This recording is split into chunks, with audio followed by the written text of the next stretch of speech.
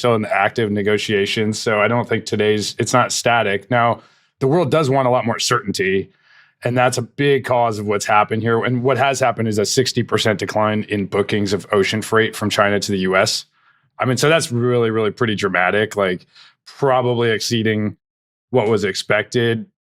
I don't think, when they rolled out the initial reciprocal tariff plans on April 2nd, it was meant to be a 54% tariff on China. Then, there's multiple cycles of escalation. We ended up at what's now 154% tariff. So this is just a lot higher than anybody planned for. And so therefore, I don't think anyone's planning for a 60% decline in ocean freight. Ryan, let me ask you a question about that. Are people actually paying that 154%? There's been this discussion online, and it's sort of unclear from the administration and from retailers.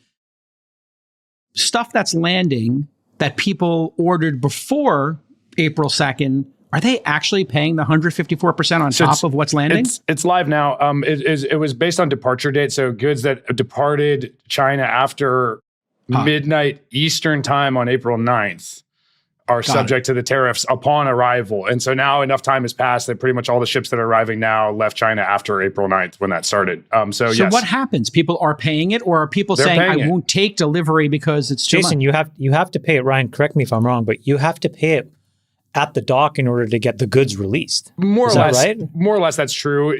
They allow you to, you have a bond in place so you can pull the goods out before you pay, but the money's owed at that time, and then you get like a 2-week time frame to actually make the payment.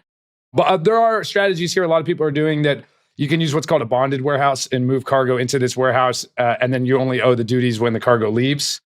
And that's what I was asking. Like, is there a hack here to? It's not that lets you defer things, and it's very, very common right now. People are searching everywhere for bonded warehouse capacity because in a bonded warehouse, not only you defer payment to when the cargo leaves the warehouse, but you only owe the duty amount based on at that date.